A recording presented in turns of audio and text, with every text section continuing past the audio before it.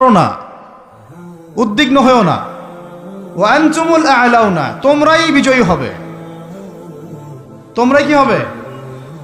In কুনতুম মুমিনিন, যদি প্রকৃত মুমিন হও তবেই। বুঝতে পারলাম ভাই? আল্লাহ কে বলছেন? আমাদের সৃষ্টিকর্তা, আমাদের পালনকর্তা, আমাদের রিজিক দাতা, আমাদের বিধানদাতা, এই মহাবিশ্বের স্রষ্টা। পুরো মহাবিশ্ব আল্লাহ পাকের আইনে চলে, পৃথিবী বাদ দিয়ে। বলেন পৃথিবী বাদ দিয়ে কেমন করে? দুনিয়াতে মানুষ আল্লাহ পাকের বিধান মানে না, পুরো মহাবিশ্ব মানে। বুঝতে পারতেছি না?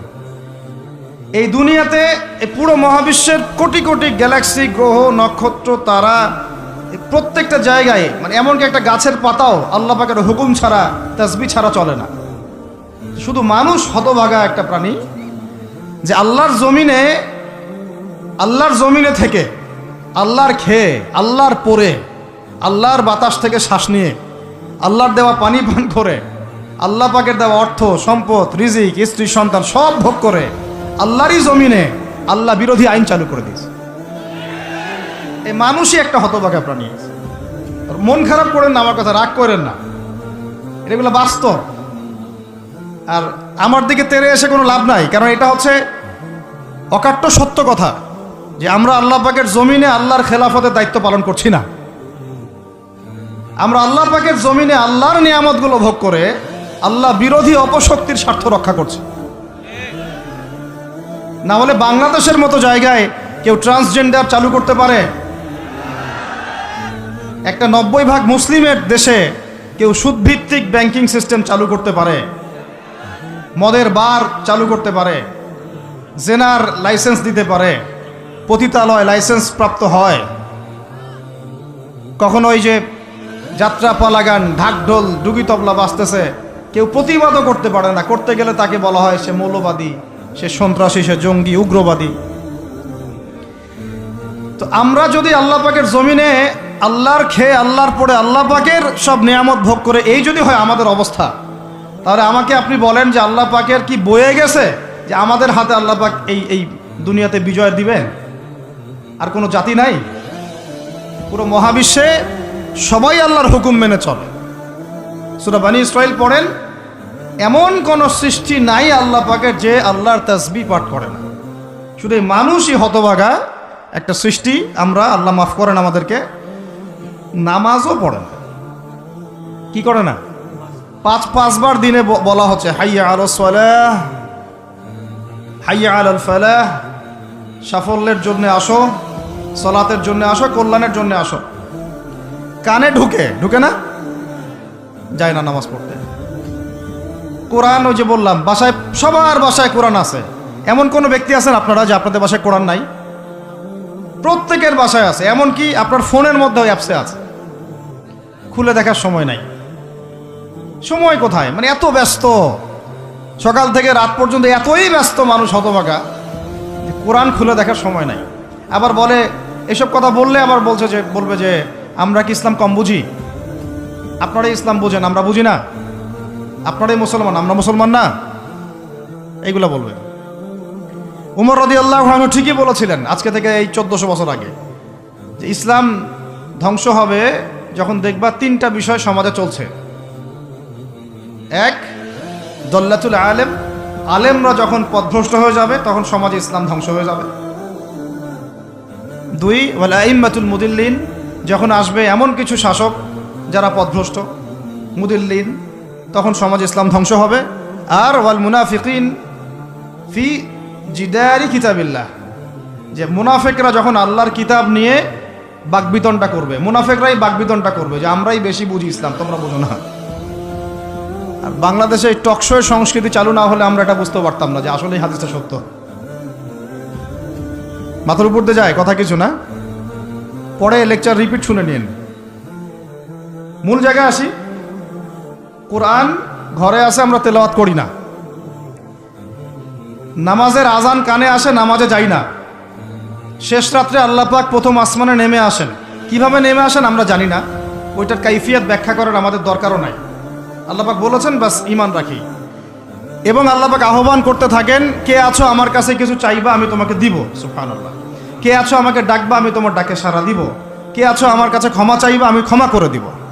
এইভাবে ফজর পর্যন্ত আল্লাহ পাক আহ্বান করতে থাকেন। আমরা ওই সময় টেসবুক চালাই, রিল্যাক্সে ঘুম দিই। তাহলে নামাজের আজান কানে যায়, নামাজ পড়ি না, কোরআন বাসায় আছে তেলাওয়াত করি না, খুলেও দেখি না, 40 কুলখানি বাদ দিয়ে। আর শেষ রাত্রে আল্লাহ পাক আহ্বান করতে থাকেন, আমি উঠে ওযু করে 2টা রাকাত নামাজ পড়ে একটু দোয়া করব, সেটা পারি না। এই আমি আবার যখন দিনের বেলায় এলেম শিখতে যাই, এমন জায়গায় এলেম শিখতে যাই যেখানে নারী পুরুষ একাকার অবস্থা, ফ্রি মিক্সিং।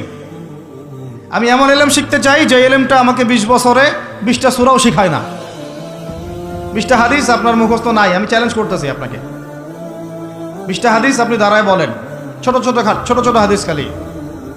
যেমন عن أمير المؤمنين عمر بن الخطاب رضي الله عنه قال قال رسول الله صلى الله عليه وسلم إنما الأعمال بالنيات وإنما لكل امرئ ما نوى فمن كانت هجرته إلى الله ورسوله فهجرته إلى الله ورسوله ومن كانت هجرته إلى الدنيا يصيبها أو امرأة يتزوجها فهجرته إلى ما هاجر إليه। এরকম ছোট্ট আপনি আমাকে 20টা হাদিস শুনান, যারা 20 বছর পড়াশোনা করেছেন জেনারেল লাইনে, দাঁড়ান দেখি কার সাহস আছে। এই হচ্ছে আপনাদের শিক্ষার অবস্থা। তারপরে আপনি আবার যখন চাকরি ক্ষেত্রে যান, ঘুষ ছাড়া আপনার চাকরি হচ্ছে না। এই হলো অর্থনৈতিক জীবনের অবস্থা। আবার চাকরি, ব্যবসা, বাণিজ্য যাই করছেন, এর মধ্যে ম্যান্ডেটরি মাস্ট বি সুদ আছে। কি আছে? এই মাপে কম দেওয়া তো আছেই, অন্যের সম্পদ আত্মসাৎ তো আছেই, পণ্যে ভেজাল দেওয়া তো আছেই, তারপরে সিন্ডিকেট তো আছেই, যেটার দাম এখন এই রজবের, আজকে কয় তারিখ? রজবের 14-15 হবে না? তো এই রজবের 14-15-তে যে পণ্যের দাম 200 টাকা, 1.5 মাস পরেই সেই পণ্যের দাম হবে 400 টাকা। এই হলো অর্থনৈতিক জীবনের অবস্থা। আর সুদের সাথে সম্পৃক্ত না হলেও তো আমাদের ঘুম হচ্ছে না। বাংলাদেশের 64,000 গ্রাম বাংলা বলি না আমরা, 64,000 গ্রাম বাংলায় একাধিক সুদী এনজিও আছে, সবাই সুদী কারবার করতেছে। আমাদের মা বোনরা ওখানে সমিতিতে নাম লেখাচ্ছে, আমরাও নাম লিখাইছি অনেকে। কিস্তি শোধ করতে হচ্ছে, জমি বন্ধক রাখো, বাছুর বন্ধক রাখো, গরু বন্ধক রাখো। শেষমেশ ধনীরা ধনী হচ্ছে, গরিবরা গরিব হচ্ছে। কারণ আল্লাহ পাক এই কিতাবের মধ্যেই বলেছেন, সূরা বাকারার শেষের দিকে আছে যে ইয়া আইয়ুহাল্লাযীনা আমানু, হে মুমিনগণ, ইত্তাকুল্লাহ, আল্লাহকে ভয় করো, ওয়া যারু মা বাকিয়া মিনার রিবা, সুদ ছেড়ে দাও, ইন কুনতুম মুমিনিন, যদি মুমিন হয়ে থাকো, ওয়া ইল্লাম তাফআলু, সুদ যদি না ছাড়ো, ফাআযানু বিহারবিন মিনাল্লাহি ওয়া রাসূলিহি, আল্লাহ এবং তার রাসূলের সাথে যুদ্ধের ঘোষণা শুনে রাখো। আয়াত বুঝলেন? আয়াতটা কি বুঝলেন? আল্লাহ পাক বলছেন যারা সুদ খায় বা সুদ না ছাড়ে, এরা আল্লাহ এবং তার রাসূল মুহাম্মদ সাল্লাল্লাহু আলাইহি ওয়াসাল্লামের বিরুদ্ধে অস্ত্র নিয়ে দাঁড়ায় আছে। তো আপনার আমার কল্যাণ হবে না ভাই? দুনিয়ায় পরকালে কল্যাণ হবে না? আমরা হাউজে কাউসারের পানি তো পাবো ইনশাআল্লাহ, আমরা কবরের উত্তর তো দিতে পারবো ইনশাআল্লাহ। আমাদের জন্য নবী সাল্লাল্লাহু আলাইহি ওয়াসাল্লাম সুপারিশ তো করবেন ইনশাআল্লাহ, সুপারিশ তো নবীজি করবেন, এটা ঠিক আছে, এটা তো ঠিক আছে। কিন্তু কোরআনে যে আল্লাহ পাক বললেন যে সুদ যদি তোমরা না ছাড়ো, তাহলে জেনে রেখো তোমরা আল্লাহ এবং তার রাসূলের বিরুদ্ধে যুদ্ধ করতেছো। তো এখন এইটা আমরা কিভাবে আল্লাহ পাককে বুঝ দিব? দুনিয়াতে না বুঝ দিলাম, দুনিয়াতে হয়তো কারো ক্ষমতা আছে, জবানটা বন্ধ করে দিল, এই কথা বলতে পারবেন না, চুপ একদম, সম্ভব কিনা? দুনিয়াতে হয়তো সুদের মহাজন যারা একত্রিত হয়ে দেখা গেল যে একে তো সরাইতে হবে রাস্তা থেকে, এ তো মারাত্মক কথা বলতেছে, সরাই না হয় দিল, হতেও তো পারে, ইতিহাসে হয় নাই এমন। তারপরে কারো হয়তো দুনিয়াবি স্বার্থ আছে, বুঝাচ্ছে আমার বউ আছে, বাচ্চা আছে, চাকরি বাকরি কেমনে ছাড়ি ইত্যাদি। তো সব না হয় বুঝলাম, আল্লাহ পাকের সামনে আপনি এখন কি বুঝটা দিবেন? রাসূলের সামনে দাঁড়ায় কি বুঝটা দিবেন? দিতে হবে কি না জবাবটা? আজ হোক আর কাল হোক দিতে হবে কি না? পরকালে যেতে হবে তো নাকি? তো তাই যদি হয়, এটা যদি আমাদের ফাইনাল ডেস্টিনেশন হয়, চূড়ান্ত গন্তব্য হয়, তাহলে কোন ব্যক্তি বুদ্ধিমান, যে দুনিয়াতে সংশোধিত হয় সে, নাকি পরকালে যে ব্যক্তি অপেক্ষায় বসে থাকে সে? এখন এই সংশোধনের দিকে যদি আমরা দাওয়াত দিই, আমরা কি মৌলবাদী হয়ে যাব? সমাজের শত্রু হয়ে যাব? দেশ ও জাতির শত্রু হয়ে যাব? সুদী কারবার ছাড়া অর্থনৈতিক বিষয় কি চালানো সম্ভব না? হ্যাঁ, যখন এই সুদী ব্যাংকিং সিস্টেম ওয়ার্ল্ড ব্যাংকেরটা তো 1995-এর দিকে আসছে। তারও আগে ছিল ওই যে ব্রিটেনের দি ব্যাংক অফ ব্রিটেন, যেটা প্রথমে ছিল, প্রথমের দিকে আর কি। ও সারা বিশ্বকে শাসন করতে এক সময়। তার আগে করেছে জার্মানি, তারপরেও আসছে ও। এই পশ্চিমাদের দৌরত্ব ফরাসি বিপ্লবের পরে। তো ওয়ার্ল্ড ব্যাংক আসছে 1995-এর দিকে, 45-এর পরে। এর আগে মুসলমানরা বিশ্ব শাসন করে নাই? 4 খলিফা করেন নাই? উমাইয়ারা, আব্বাসীয়রা, ফাতেমেরা, মোগলরা, তুর্কিরা, ওসমানীয়রা, তারা কি বিশ্ব শাসন করে নাই? তো তখন কি সুদ দিয়ে পুরো বিশ্বের অর্থনীতি পরিচালিত হয়েছে? বিকল্প কোনো ব্যবস্থা কি কোরআন এবং হাদিসে নাই? তো যদি সেটা থাকে, আর আমরা যদি এটাকে পাশ কাটায় যাই, গিয়ে পশ্চিমাদের এই অর্থনীতি যদি আমরা গ্রহণ করি, সেভাবে জীবনযাপন করতে থাকি, তো আল্লাহর সামনে কি ভাই আমাদেরকে দাঁড়াতে হবে না? আল্লাহ পাক আমাদের সবাইকে যেন কথাগুলো মন দিয়ে বোঝার তৌফিক দান করে। এখন যদি পুরো সিস্টেমটা আমরা চেঞ্জ করতে না পারি, ওই ক্ষমতা আমাদের নাই মনে করেন, ব্যক্তি জীবন থেকে সুদ দূর করা যাবে না? আমাকে কি রাষ্ট্র প্রশাসন একদম সুদ না খাইলে অ্যারেস্ট করে নিয়ে যাবে? আমি যদি বলি আমি সুদ খাবো না, সুদ ভিত্তিক ব্যাংকিং সিস্টেমে আমি ডিলিংস করব না, অ্যাকাউন্ট থাকতে পারে আপনার, কিন্তু আপনি ডিলিংস করতেছেন না, ঠিক আছে? সুদের টাকা যদি আসেও ওটা আপনি ছেড়ে দিচ্ছেন, নিচ্ছেন না, এবং সুদী এনজিও কারবার এগুলোর সাথে আপনি যুক্ত হচ্ছেন না, তো আপনাকে কি অ্যারেস্ট করে নিয়ে যাওয়া হবে জেলখানায়? কেন খাচ্ছিস না বলেন, নিয়ে যাওয়া হবে? এখনো ওই রকম দুঃসাহস দেখানোর মতো লোক বাংলাদেশে আসে নাই যে আপনি সুদ না খাইলে আপনাকে জোর করে ধরে নিয়ে যাবে। আচ্ছা, এরকম কেউ কখনো করবে না তারা এই কাজটা, ইনশাআল্লাহ। আর যদি করে তাহলে তো আল্লাহর গজব নেমে আসবে। তো এখন তাহলে সুদ খাচ্ছে কে? আপনি, আমি নিজেই। কে খাচ্ছে তাহলে? আমরা নিজেরাই খাচ্ছি। হয় আমি খাচ্ছি, না হলে আপনি খাচ্ছেন, না হলে আপনার স্ত্রী খাচ্ছে, না হলে আপনার বাবা খাচ্ছে। অতএব সুদের মধ্য দিয়ে আমরা আল্লাহ এবং তার রাসূলের সাথে সরাসরি যুদ্ধ করতেছি। বদরের যুদ্ধে কি আবু জেহেলরা পরাজিত হয় নাই?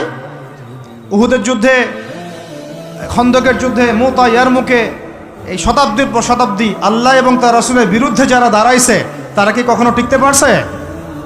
আজকে পশ্চিমারা সারা বিশ্বকে এভাবে সুদখোর বানিয়ে দিয়েছে, আর প্রত্যেকটা মুসলিম কান্ট্রি এর খপ্পরে পড়ে গেছে, বের হতে পারতেছে না। বের হওয়ার জন্য শুধু একটা জিনিস দরকার, একটা জিনিস, সেটা হচ্ছে আল্লাহ এবং তার রাসূলের প্রতি পরিপূর্ণ বিশ্বাস, ঈমান। এইটা আমাদের অর্জন হয় নাই, এটাই সত্য কথা। অর্জন যদি হতো তাহলে আমরা বিকল্প চিন্তা করতে পারতাম। যদি আফগানিস্তান আগামী 10 বছর এভাবেই অর্থনীতি চালাতে পারে, এখন তাদের যে অবস্থা, আগামী 10 বছর যদি আর নতুন করে যুদ্ধ বিগ্রহ না হয় এবং তারা যদি এভাবেই আরও 10 বছর তাদের ডাবল কারেন্সির অর্থনীতি চালাতে পারে, সুদহীন, জাকাত ভিত্তিক, ইসলামিক,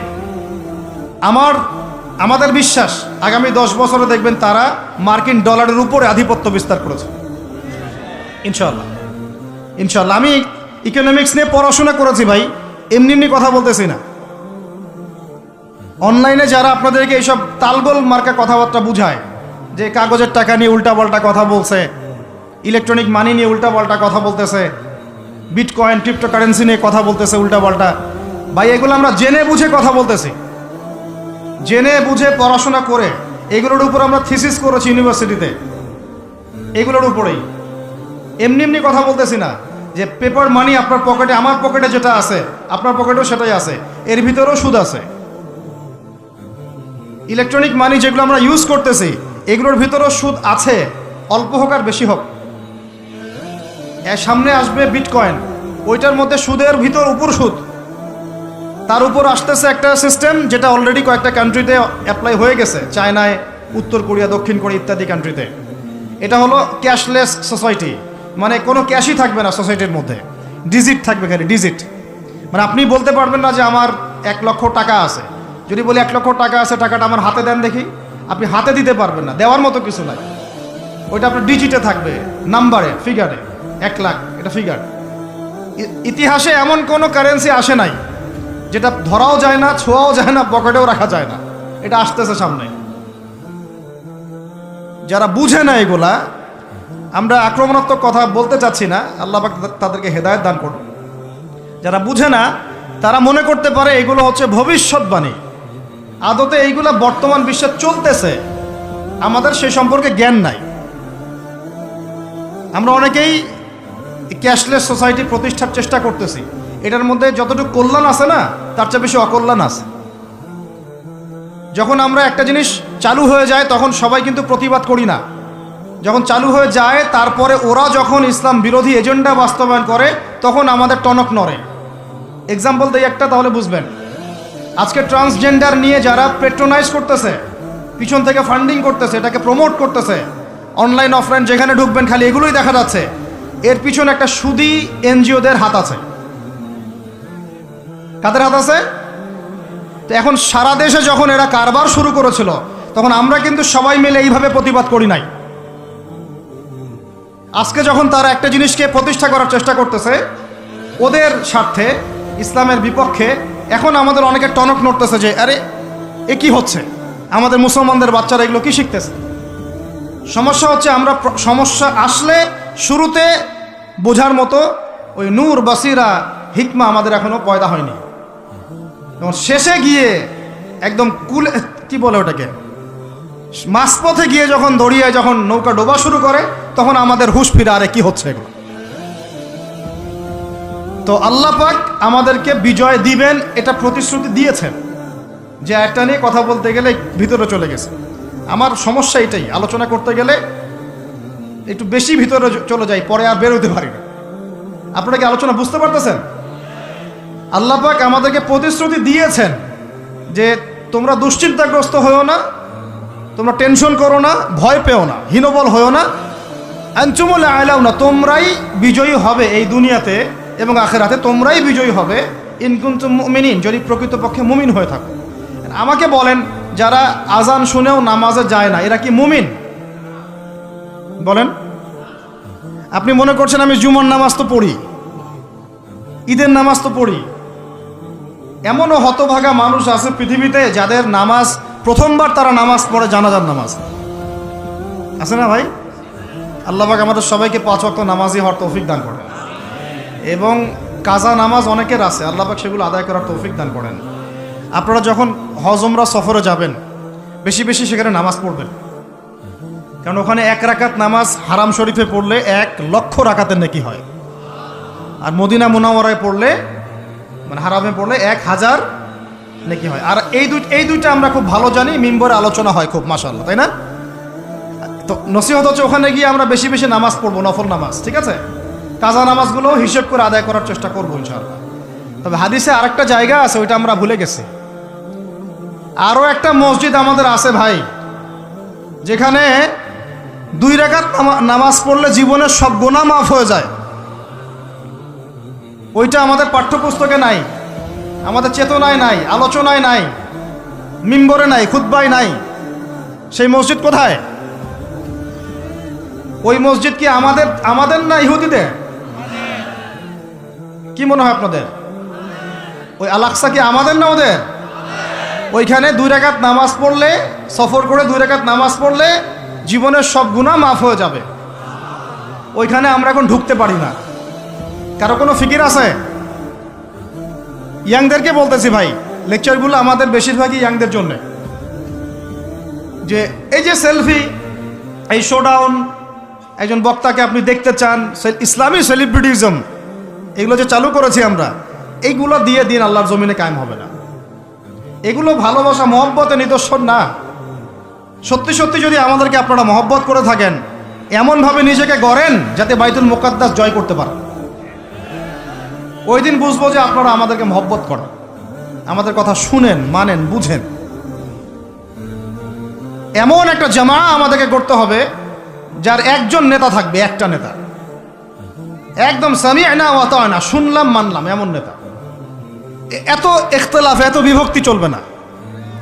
মানে বিভক্তি, ইখতিলাফ থাকতে পারে মাসলা মাসাইলের ব্যাপারে, ফিকহি ব্যাপারে, কিন্তু এই এত দলীয় বিভক্তি থাকা যাবে না। এক টেবিলে আলেমদেরকে বসতেই হবে। আলেমরা যদি এক টেবিলে না বসে ঐক্যের দৃষ্টান্ত স্থাপন না করতে পারে জনগণ ঐক্যবদ্ধ হতে পারবে না। বাংলাদেশের সবচেয়ে বেশি দরকার এখন ওলামায়ে কেরামের ঐক্য। আমরা যারা ছোটরা আছি আমাদের মূল কাজ এখন এইটাই, আমরা এটাই ফিকির করি কিভাবে আলেমদেরকে একটা জায়গায় বসানো যায়। আলেমরা যদি ঐক্যবদ্ধ হতে পারেন জনগণ একদিকে ফোকাস করে চলতে পারবে ইনশাআল্লাহ। এবং তাদের মধ্যে যদি একজন আমির নিযুক্ত করা হয় এবং তার কথা যদি আমরা সুরাভিত্তিক মেনে চলি, ইনশাআল্লাহ বাংলাদেশ কেন পুরা বিশ্বে দিন কায়েম করা সম্ভব। আমরা এই দিক থেকে আমরা মোটামুটি 20-30 বছর পিছায় আছি এখন, বুঝতে পারছেন না আমার কথা? এই দিক থেকে দেখেন, আল্লাহ নবী সাল্লাল্লাহু আলাইহি ওয়াসাল্লাম মক্কাতেও সাহাবীদের মধ্যে কখনো বিভক্তি হতে দেন নাই। একজন নেতা, তার আন্ডারে সব সাহাবীরা বায়াত করে আছেন হাতে হাত রেখে, ব্যাস যা বলবেন তাই। ডানে যাইতে বললে ডাইনে, বামে যাইতে বললে বামে। মার খাচ্ছেন, যদি নবীজি বলেন হিজরত করে চলে যাও, হিজরত করে চলে গেল আবিসিনিয়ায়, তাই না? আর যদি নবীজি বলেন সবর করো, সাবরান আলা ইয়াসির ফাইন্নামা ওয়াইদাকুমুল জান্নাহ, সবর করো তোমাদের জন্য জান্নাত, সবর করতেছেন, মার খাচ্ছেন, তাও কোনো কথা বলতেছেন না। এইরকম সামি'না ওয়া আতা'নার জেনারেশন না থাকলে দিন কায়েম হয় না, যেটা আমাদের বিগত 50 বছর আমরা করতে পারি নাই। এটাই সত্য কথা। এটা করার জন্য সবার আগে আমাদের মনের হিংসা দূর করতে হবে। কি দূর করতে হবে? মনের হিংসা দূর করতে হবে, মনের অহংকার দূর করতে হবে, নিজেকে ছোট মনে করা শিখতে হবে। আমি ছোট মানুষ, বড়রা যে দায়িত্ব দিবেন সেটা পালন করব। আলেম ওলামার সহবতে থাকব, তাদের পরামর্শ চলব, আমাকে যেভাবে গাইড করেন সেভাবে চলব, যখন যে দায়িত্ব আসবে সেটা পালন করব। চিন্তা এরকম না থাকলে আপনি চলতে পারবেন না, বিদ্রোহী হয়ে যাবেন তখন। বেয়াদবি, এই যে প্রথম একটা কথা বলছি, বেয়াদবি। আমরা অনেকেই বড় বড় বরেণ্য আলেমদের সাথে বেয়াদবি করছি, তাদের মানিজ্যত হানি করছি। অনলাইনে লাইভে চলে আসলাম, একটা কথা বলে দিলাম, একটা পোস্ট দিয়ে দিলাম, ভাবছি আমি ইসলামের বড় উপকার করে ফেললাম। আদতে আমি বিশৃঙ্খল একটা অবস্থা ছিল, আরও বিশৃঙ্খলতা বাড়ালাম।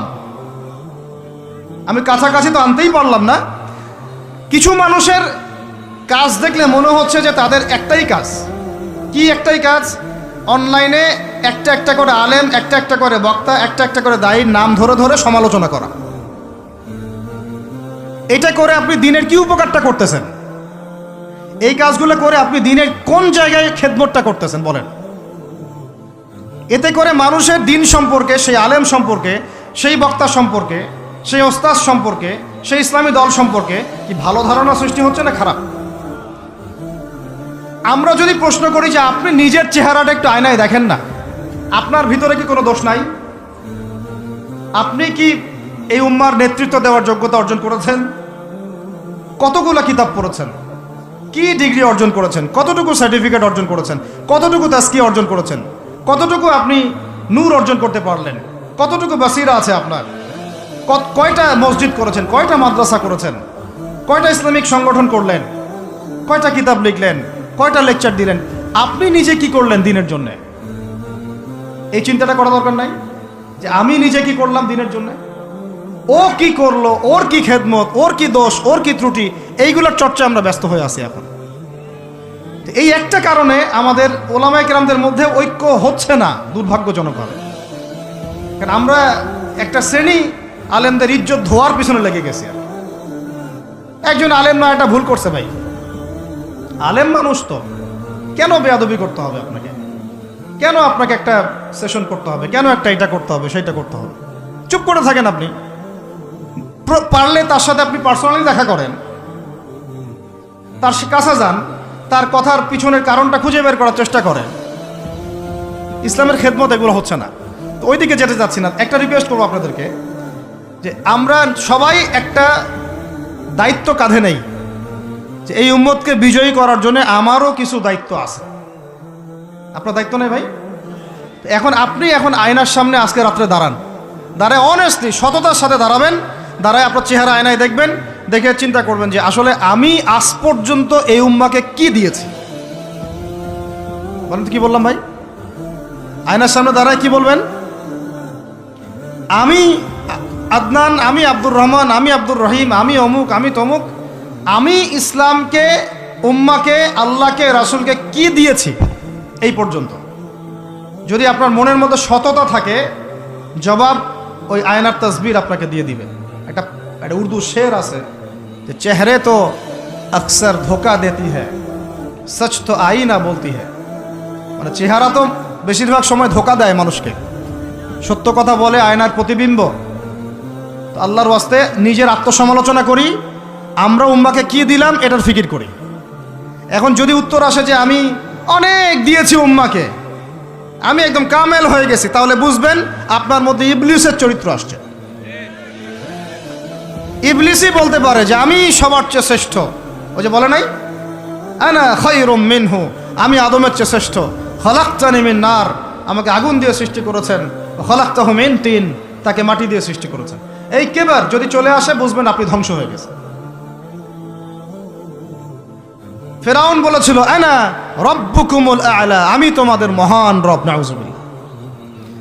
আর একজন আল্লাহর বান্দা খালি বলবে আল্লাহুম্মা ইজআলনি ফি আইনি সগীরা ওয়াজআলনি ফি আ'য়ুনিন নাসি কাবীরা। আল্লাহ তুমি আমাকে নিজের চোখে ছোট বানায় দাও, আর অন্য মানুষের চোখে আমাকে বড় বানায় দাও। আমিন। তো আত্মসমালোচনা করতে হবে কিনা ভাই? এখন যদি আমার উত্তর আসে যে না, আমি তো আসলে ভাই কিছু করতে পারি নাই, এই টুকটাক কিছু লেকচার দিয়েছি, এতটুকুই, এখনো আমি উম্মাকে ঐক্যবদ্ধ করতে পারি নাই, ওলামায়ে কেরামকে এক জায়গায় আনতে পারি নাই, আমি এখনো কোনো ইসলামিক বড় কোনো অ্যাসোসিয়েশন ফর্ম করতে পারলাম না, এখন পর্যন্ত আমি 100টা কিতাব লিখতে পারি নাই, এখনো আমি ইফতা দেওয়ার মতো বা মুফতি হওয়ার মতো যোগ্যতা অর্জন করিনি, এখনো আমার কোরআনের কত জ্ঞান শেখা বাকি, কত আলেমের সোহবতের থেকে নূর নেওয়া বাকি, এখনো কত দূর যাওয়া বাকি। এই চিন্তাগুলো যদি মনের মধ্যে আসে, তখন দেখবেন রাতে আপনার ঘুম হারাম হয়ে গেছে। তখন আপনার প্রচেষ্টা চলবে ইনশাল্লাহ কিভাবে এগুলো আপনি অর্জন করতে পারবেন। ওই গুটি কয়েক মানুষকে দিয়ে দিন কায়েম হবে ইনশাল্লাহ। আমার কথায় রাগ করলেন নাকি? একটু মন খারাপ করলে আল্লাহ পাক ওই ওসিলায় যদি আপনাকে আবার দিনের দিকে নিয়ে আসেন, আমার লেকচার ওয়াজ করা সার্থক। একটু আঘাত পাইলে আমি খুশি হব। সরকার, প্রশাসন, আম জনগণ, আমাদের মা বোন, আপনারা, আমাদের পরের প্রজন্ম, কেউই আমাদের শত্রু না। আমাদের শত্রু বরং আমার বা আমাদের চেয়ে ভালো কোনো বন্ধুই নেই আপনাদের। আমার বা আমাদের চেয়ে ভালো কোনো বন্ধু নাই আপনাদের। যারা আছে এদের ব্যাপারে একটা স্টেটমেন্ট বলে দিই আমি, যে তুঝ জैसा दोस्त हो তো দুশ্মন কি কোই জরুরত নেই। ওইরকম বন্ধু যদি থাকে তাহলে দুশ্মনের কোনো দরকার হবে না। এই বিশ্বে যারা পশ্চিমাদেরকে বন্ধু বানাইছে ওদের কোনো দুশ্মনের দরকার নাই। একদম খোলামেলা বলে, ইসরায়েলের সাথে যারা আতাত করেছে ওদের দুশ্মনের দরকার নাই। পশ্চিমা আমেরিকাদের সাথে যারা বন্ধুত্ব করে চলছে এদের দুশ্মনের কোনো দরকার নাই। দেখে নিয়েন, এদের চরিত্র হচ্ছে এরা একটা মুখ নিয়ে আপনার সামনে আসবে, ওদের একটা স্বার্থ পিছনে থাকবে, ওই স্বার্থ উদ্ধার করার জন্য বন্ধুর বেশে আপনার সামনে আসবে। এরপর স্বার্থ উদ্ধার করা শেষ, আপনার গর্দান নামাই দিবে। তারপরে বিশ্বাস করতেছেন না? আমরা ওদেরকে চিনি, কারণ আমরা আল্লাহর কিতাব পড়ি রে ভাই। আল্লাহ পাক এই কিতাবের সূরা মাঈদার 51 নম্বর আয়াতে বলেছেন, ইয়া আইয়ুহাল্লাযীনা আমানু, হে মুমিনগণ, লা তাত্তাখিযুল ইয়াহুদা ওয়ান নাসারা আউলিয়া, তোমরা এই ইহুদিদেরকে আর নাসারা খ্রিস্টানদেরকে বন্ধুরূপে গ্রহণ করো না। কে বলেছেন ভাই? আমার কিছু বলার আছে এখানে? কোন ইহুদি কোন খ্রিস্টানকে? আল্লাহ পাকে সবার কথা বলছেন? উত্তর না, ওদের মধ্যেও কিছু কিছু ভালো মানুষ আছে, সত্য এটা, কিছু কিছু ভালো মানুষ আছে। কারা তাহলে? কাদেরকে নিষেধ করলেন আল্লাহ পাক? আল্লাহ পাক বলছেন বা'দুহুম আউলিয়া ও বা'দ, ওদের মধ্যে কিছু আছে যারা একে অপরের বন্ধু। একে অপরের, বলেন তো ইসরায়েল আর আমেরিকা কি একে অপরের বন্ধু না বন্ধু না? এদেরকে বন্ধুরূপে গ্রহণ করতে আল্লাহ নিষেধ করেছেন। এই আয়াতটা এখন ওই মধ্যপ্রাচ্যের এই হাবিবিদেরকে কে বুঝাবে? কে বুঝাবে? এই জর্ডানের রাজাকে কে বুঝাবে? আমাদের সৌদের কিংকে কে বুঝাবে? লেবাননকে কে বুঝাবে? এই যে গলফ কান্ট্রিদেরকে কে বুঝাবে? যে আল্লাহ পাক বলেছেন ইহুদি এবং খ্রিস্টানদের মধ্যে যারা একে অপরের বন্ধু, এদেরকে আমরা বলি জায়নিস্ট। কি বলি? জায়নিস্ট, মানে জায়নবাদী। এরা জায়নিস্ট মুভমেন্ট চালু করেছে সারা ওয়ার্ল্ডে। এদের উদ্দেশ্য হচ্ছে হোলি ল্যান্ডটা দখল করা, মানে ওই নীলনদ থেকে ইউফ্রেটিস পর্যন্ত দখল করে ওইখানে দাজ্জালের শাসন কায়েম করা, এটা ওদের লক্ষ্য। এই একটা লক্ষ্যে ওরা আগাচ্ছে। এদেরকে আল্লাহ পাক বন্ধুরূপে গ্রহণ করতে নিষেধ করেছেন। এই আয়াতটা আপনি ওদেরকে কিভাবে বুঝাবেন? আল্লাহ পাক আরো বলছেন ওয়ামা ইয়াতাওয়াল্লাহুম মিনকুম, আয়াত কিন্তু শেষ হয়নি এখনো। আল্লাহ পাক বলছেন ওয়ামা ইয়াতাওয়াল্লাহুম মিনকুম, তোমাদের মধ্যে হে মুমিনরা কেউ যদি ওদের দিকে মুখ ফিরাও, মানে ওদেরকে অ্যালায়েন্স রূপে গ্রহণ করো, ফাইন্নাহু মিনহুম, তুমি তখন তাদের অন্তর্ভুক্ত হয়ে যাবে। নাউযুবিল্লাহ। তার মানে কি তারা কাফের হয়ে যাবে? আমরা কি তাহলে এদের সবাইকে কাফের বলছি, তাকফির করছি? উত্তর না। যারা বলে আমরা এদেরকে তাকফির করেছি, এরা ডাহা মিথ্যাবাদী, এরা হচ্ছে ডাহা মিথ্যাবাদী। আমরা এ ধরনের মধ্যপ্রাচ্যের শাসকদেরকে তাকফির করি নাই, আগেও করিনি, এখনো করি না, ভবিষ্যতেও ইনশাল্লাহ করব না। আল্লাহ পাক কি বলছেন তাহলে? আল্লাহ পাক আয়াতের শেষে উত্তর দিচ্ছেন ওয়ামা ইয়াতাওয়াল্লাহুম মিনকুম ফাইন্নাহু মিনহুম, তোমাদের মধ্যে কেউ যদি ইহুদি নাসারাদের সাথে, জায়নিস্টদের সাথে জোট গঠন করো, ওদেরকে বন্ধুরূপে গ্রহণ করো, তাহলে তোমরা তাদের অন্তর্ভুক্ত হয়ে যাবে, আমাদের কেউ থাকবে না। এর মানে তারা কি হবে? ইন্নাল্লাহা লা ইয়াহদিল কওমাজ জালিমিন, আল্লাহ পাক এই জালেমদেরকে হেদায়েত দেন না, তার মানে তারা হবে জালেম। কি হবে? আল্লাহ পাক শব্দ ইউজ করেছেন কি? জালেম। অতএব যদি কেউ জায়নিস্টদেরকে মিত্ররূপে, বন্ধুরূপে গ্রহণ করে, সে ব্যক্তি হোক, সমাজ হোক, সরকার হোক, রাষ্ট্র হোক, সে জালেম হয়ে যাবে। কি হবে ভাই? সে কি কাফের হবে? উত্তর না। কাফের হবে, কি হয়ে যাবে? জালেম। ইন্নাল্লাহা লা ইয়াহদিল কওমাজ জালিমিন, আল্লাহ পাক জালেমদেরকে হেদায়েত দেন না। এই জন্যই তো মদের বার ওপেন করতেছেন, এখন কনসার্ট করতেছেন, হ্যালোইন করতেছেন, এইটা করতেছেন, ওইটা করতেছেন। কেন? আল্লাহ পাক নারাজ হয়েছেন। আল্লাহ পাক কি হয়েছেন? নারাজ হয়েছেন আল্লাহ পাক। এখান থেকে ফিরে না আসলে আল্লাহ পাক ধরবেন। তো এখান থেকে আপনি বুঝতে পারছেন যে পুরো বৈশ্বিক প্রেক্ষাপটে আমাদের অবস্থাটা কি। আরো একটা আয়াত আছে, এটা সূরা বাকারায়, এটা আরো মারাত্মক। এটা আল্লাহ পাক তার নবীকে বলছেন যে ওয়ালান তারদা, ভালো করে শোনেন যুবকরা, আল্লাহ পাক বলছেন ওয়ালান তারদা। আপনারা হয়তো অনেকে গ্রামার জানেন না, যারা মাদ্রাসা ব্যাকগ্রাউন্ডে তারা জানে, বুঝবেন। এখানে এমন একটা কথা বলা হচ্ছে যে কখনোই কখনোই তারা সন্তুষ্ট হবে না। ওয়ালান তারদা আনকাল ইয়াহুদা, নাকি ইয়াহুদ, কি ওয়ালান তারদা আনকাল, ওয়ালান তারদা আনকাল ইয়াহুদ ওয়ালান নাসারা হাত্তা তাত্তাবিআ মিল্লাতাহুম।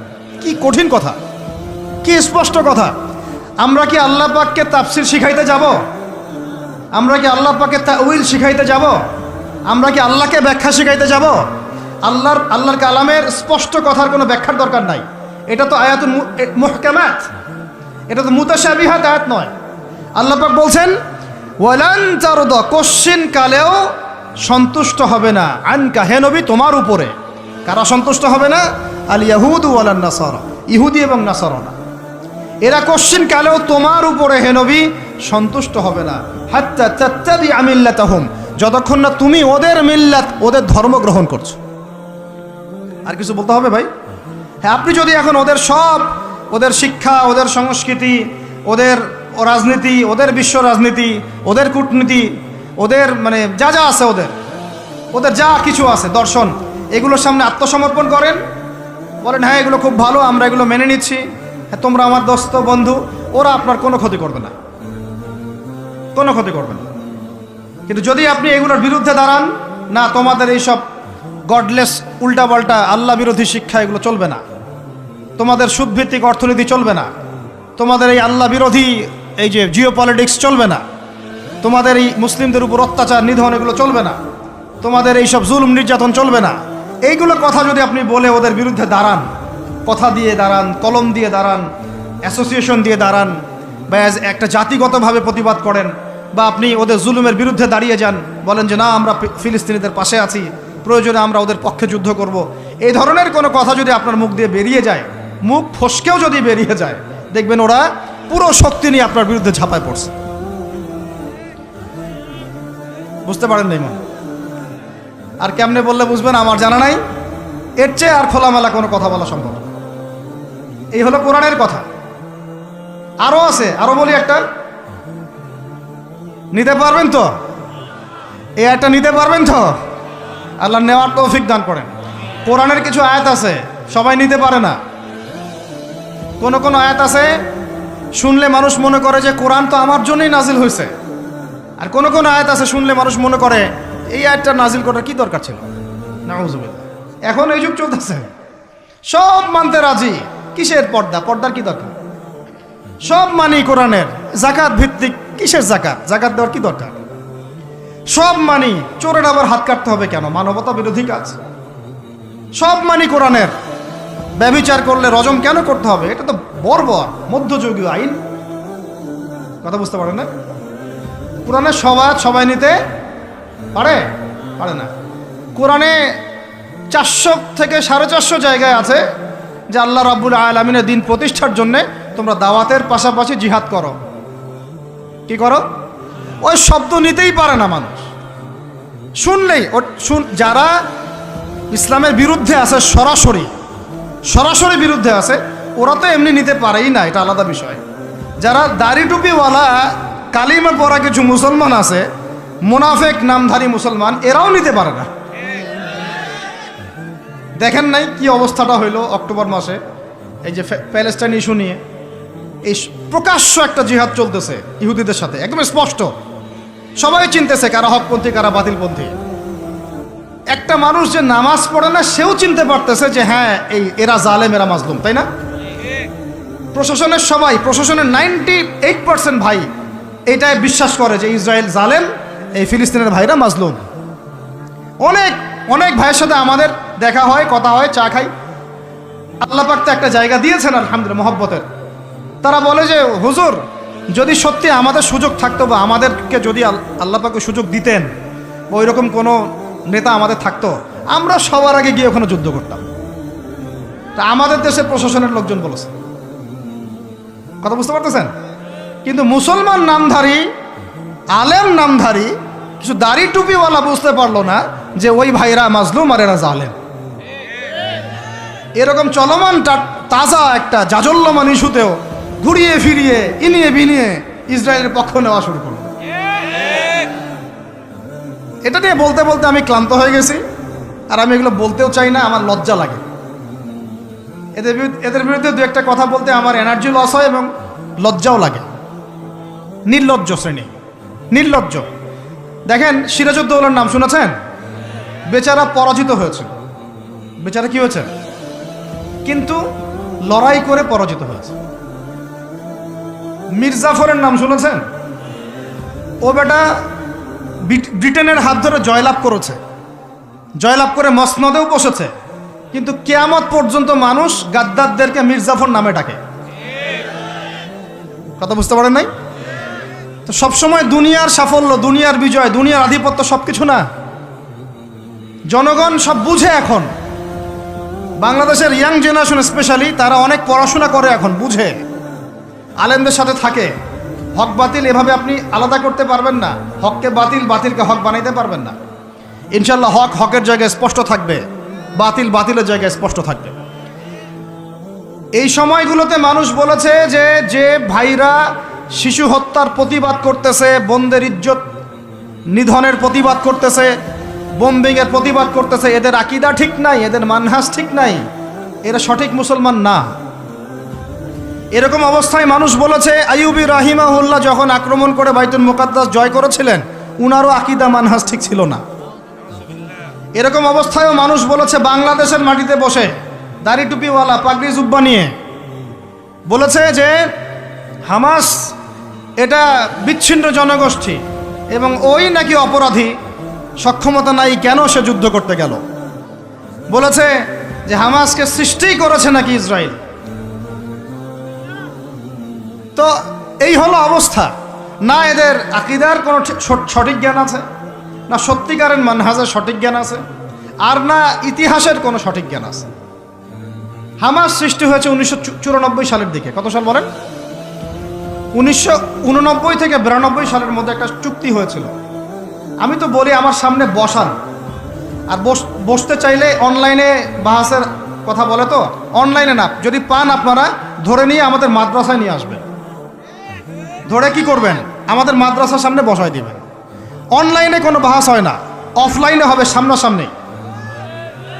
কিতাব যত কিতাব আছে নিয়ে আসুক, সমস্যা নাই, কিন্তু অনলাইনে না, হবে কোথায়?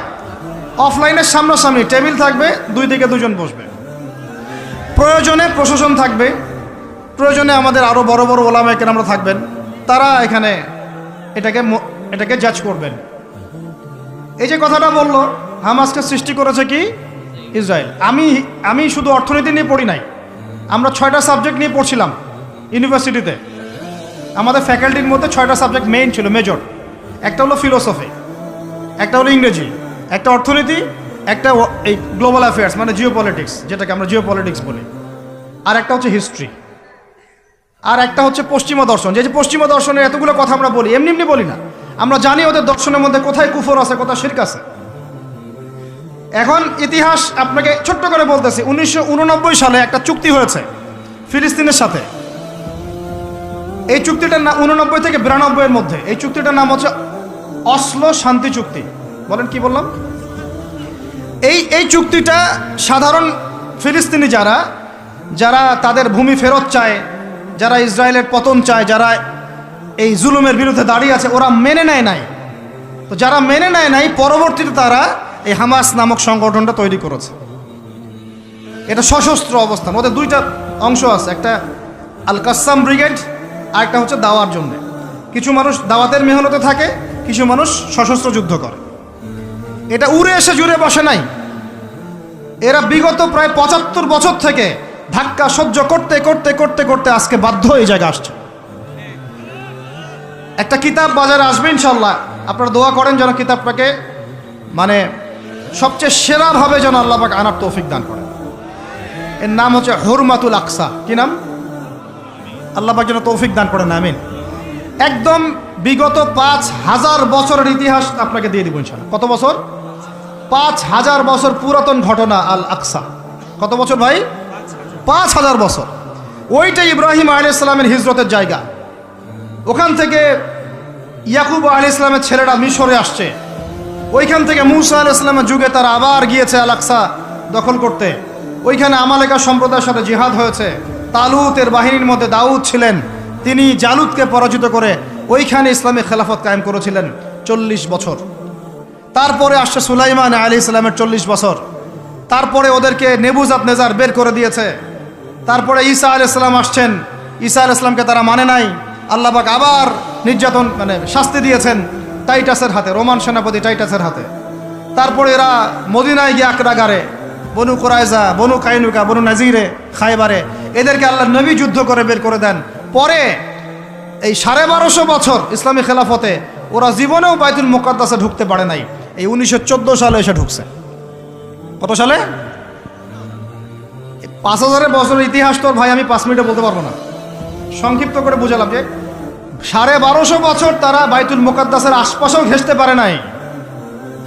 এই ব্রিটিশদের সহযোগিতা নিয়ে ঢুকেছে 1914 থেকে 18-র মধ্যে, প্রথম বিশ্বযুদ্ধ চলাকালীন, যখন ওসমানীয়রা ব্রিটিশদের বিরুদ্ধে ছিল। ওসমানীয়দেরকে পরাজিত করে ওরা এই জায়গাটা দখল করেছে। করার পরে ওই জায়গায় কিন্তু দেখেন জায়গা দখল করে ব্রিটেন ওখানে থাকে নাই, ওই ইহুদিদেরকে জায়গা দিয়ে দিয়েছে। রহস্যজনক না? এত যুদ্ধ করে সে জায়গাটা লিবারেট করলো, করে নিজে থাকে নাই, ইহুদিদেরকে থাকতে দিল। এই যে বলেছি বা'দুহুম আউলিয়াউ বা'দ, এরা একে অপরের বন্ধু, এরা একে অপরের কি বন্ধু। যে বন্ধুত্ব দেখলেন, প্রথম বন্ধুত্ব, জায়গা দিয়ে দিল। তারপরে 1914 থেকে 45 সাল পর্যন্ত ব্রিটিশরা এদেরকে পেলে পুষে বড় করলো, অর্থ দিয়ে, সামরিক যান দিয়ে, মিলিটারি সহযোগিতা দিয়ে, ব্যাংকিং সিস্টেম দিয়ে, যা পারছে সব দিয়ে দিয়েছে, যা পারছে সব দিয়েছে। দেওয়ার পরে ওকে বড় করেছে। তারপরে দ্বিতীয় বিশ্বযুদ্ধ হলো, ওই সময় রুলিং স্টেট চেঞ্জ হয়ে গেল, ব্রিটেনের জায়গায় চলে আসলো আমেরিকা। এবার আমেরিকা এসে ব্রিটেন তাদেরকে যে সহযোগিতাটা করত তার চেয়ে 1000 গুণ বেশি সহযোগিতা করা শুরু করল। করতে করতে ওকে সাধারণ সামরিক অবস্থা থেকে নিউক্লিয়ার মিসাইল সম্পন্ন কান্ট্রিতে পরিণত করল। এখন ওর কাছে নিউক্লিয়ার অস্ত্র আছে, ও সারা বিশ্বে ভেটো দেয়। ইরানের কাছে কয়টা অস্ত্র আছে, তাই না? ইরান পারমাণবিক কর্মকাণ্ড চালাচ্ছে নাকি, ওই দেশ করছে নাকি, সেই দেশ করছে নাকি, ও কিন্তু জীবনে বলে না যে তার কাছে কয়টা পারমাণবিক অস্ত্র আছে। বলে? কখনো বলছে? আর এই কোরআন আল্লাহর কিতাবই আমাদেরকে বলেছেন, আল্লাহর কিতাবে আল্লাহ পাকই আমাদেরকে বলেছেন যে ওয়াইদ্দু লাকুম মাস্তাতা'তুম মিন কুওয়া, তোমরা শক্তি অর্জন করো। কি অর্জন করো? তোমরা মুসলমানদেরকে আল্লাহ বলেছেন তোমরা শক্তি অর্জন করো। শক্তি অর্জন করলে কি হবে? তুরহিবুনা বিহি আদুওয়াল্লাহি ওয়া আদুওয়াকুম, তোমরা আল্লাহর দুশমন এবং তোমাদের দুশমনদেরকে ভয় দেখাতে পারবা। এই যুগে পারমাণবিক অস্ত্র ছাড়া কোনো রাষ্ট্রকে কেউ ভয় করে না। ভয় করে? ওই আয়াতের উপরে আমল মুসলমানরা আমরা করতে পারি নাই, আমল করেছে ইসরায়েল। বুঝাতে পারলাম না, বুঝাতে পারি নাই মনে হয়। এই আয়াতের উপরে আমরা আমল করতে পারিনি এখনো, আমল করেছে কারা?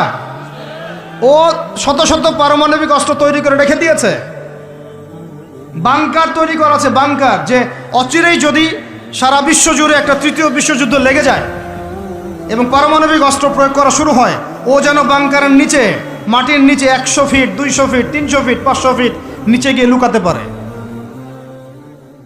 আর আমরা এখন কিসে পড়ে আছি জানেন? আলুর মধ্যে আল্লাহ নাম পাওয়া গেছে, গরুর কলিজায় কালিমা পাওয়া গেছে, আমরা এখানে পড়ে আছি। ভাই মন খারাপ করতেছেন নাকি? এই হলো আমাদের অবস্থা। কি একটা অবস্থা! আমরা পড়ে আছি এখনো কলা নিয়ে। কলা মানে রাস্তাঘাটে আমরা বের হব হনুমানের মূর্তি নিয়ে, বানরের মূর্তি নিয়ে, দেখেন নাই? সাপ নিয়ে, ব্যাঙ নিয়ে, পেঁচা নিয়ে। এগুলো হচ্ছে আমাদের সায়েন্স অ্যান্ড টেকনোলজির, প্রযুক্তির অগ্রগতি, তাই না ভাই? আজ পর্যন্ত আমরা কয়টা অ্যাপস তৈরি করতে পারলাম, কয়টা সফটওয়্যার তৈরি করতে পারলাম, কয়টা মিসাইল তৈরি করতে পারলাম। আমাদের আকাশ, এই পুরো আকাশ, আমার কথা রাগ করে না, আমি কারো দুশমন না, জাস্ট আমি আমার জায়গা থেকে অ্যাজ এ নাগরিক কথা বলছি। আমাদের দেশের আকাশ সুরক্ষিত না, সুরক্ষিত না, 100% সুরক্ষিত না। আপনাদের খবরই নাই। আর ইসরায়েলের আকাশ, আপনি মারবেন কোনো মিসাইল, ওর আয়রন ডোম রেডি করে রাখছে, আকাশেই আপনার মিসাইল ধ্বংস করে রেখে দিবে। যে কাজগুলো আমাদের করা দরকার, আল্লাহ পাক আমাদেরকে করতে বলছেন এই কিতাবের মধ্যে, যে তোমরা ওয়াইদ্দু লাকুম মাস্তাতা'তুম মিন কুওয়া, সাধ্যমতো শক্তি অর্জন করো তোমরা। কাদেরকে বলছেন? আমাদের হিন্দু ভাইদেরকে, ইহুদিদেরকে, খ্রিস্টানদেরকে, বৌদ্ধদেরকে। কিন্তু পুরো বিশ্বের হিন্দু ভাইরা, বৌদ্ধরা, ভাই বলছি আমি, আদম সন্তান তো তারা নাকি, ওই সেন্সে বলছি আর কি। হিন্দু সম্প্রদায়, বৌদ্ধ সম্প্রদায়, চাইনিজদের বৌদ্ধ সম্প্রদায়, রাশিয়ান, আমেরিকান, ন্যাটোদের এই খ্রিস্টান সম্প্রদায়, ইহুদি সম্প্রদায়, ওরা সবাই এই আয়াতের উপর আমল করে দেখিয়ে দিয়েছে। আর আমরা বললাম পড়ে আছে কিসে ভাই?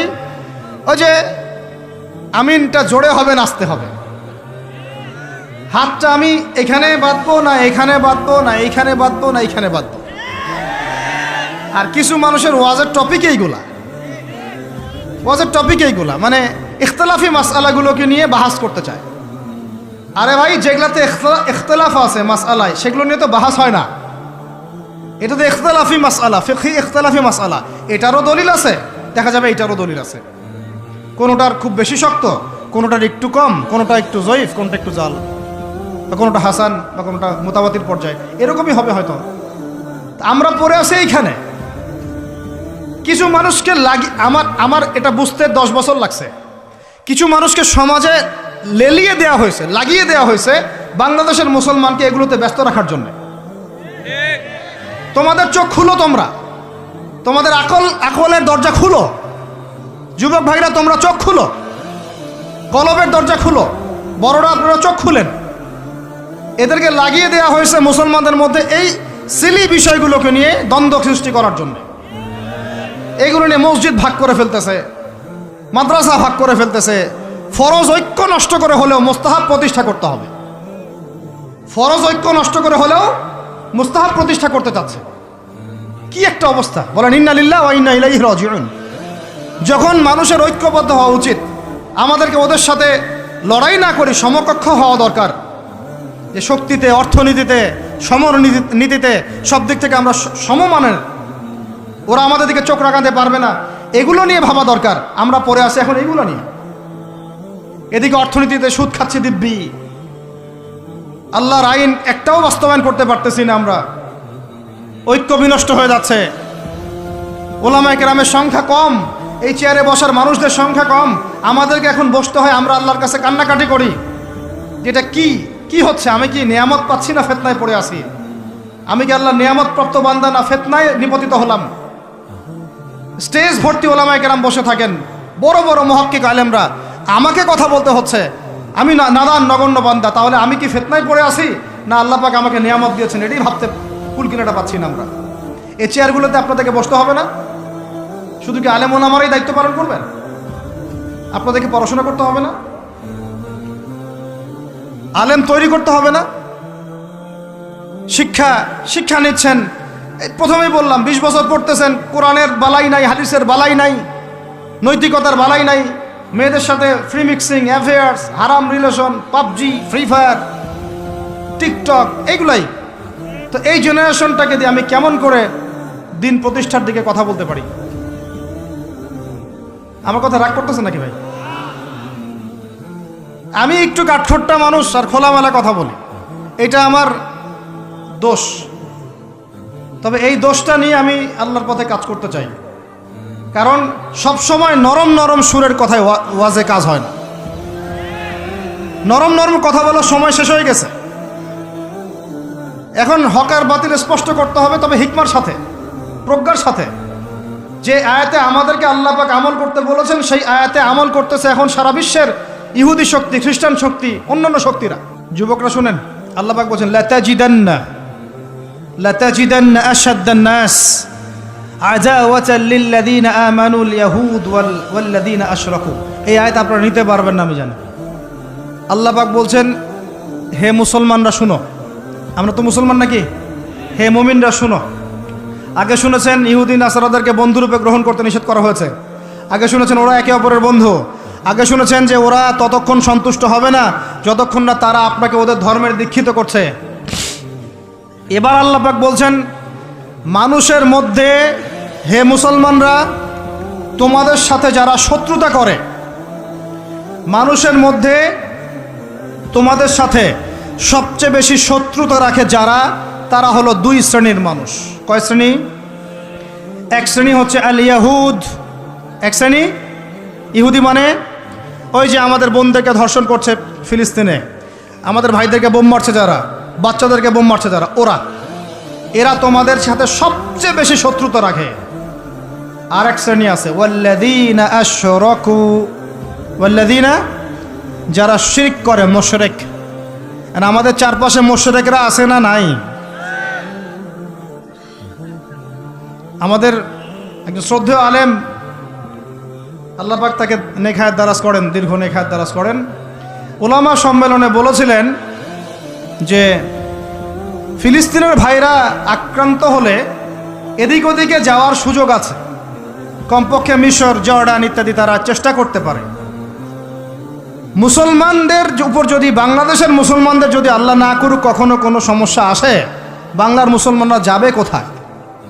চতুর্দিক থেকে বেষ্টিত আছে। 2 শ্রেণীর মানুষ তোমাদের সাথে সবচেয়ে বেশি শত্রুতা রাখে। কে বলেছেন? আল্লাহ পাক, আল্লাহর কালাম, সূরা মাইদা পড়ে দেখেন। কোন সূরা? মাইদা পড়ে দেখেন। এক শ্রেণী ইহুদি, এক শ্রেণী মুশরিক। এখন সারা বিশ্বে ইহুদি আর মুশরিকরা একে অপরের সবচেয়ে ঘনিষ্ঠ বন্ধু। এখন বুঝেন ওয়ার্ল্ড অ্যাফেয়ার্স কিভাবে ডিল হচ্ছে। কোরআন একদম জাজল্যমান, মনে হচ্ছে এখনই আয়াত নাজিল হলো। আর আমাদের উপর যদি আল্লাহ না করুক কোনো সমস্যা আসে, আমরা যাব কোথায়?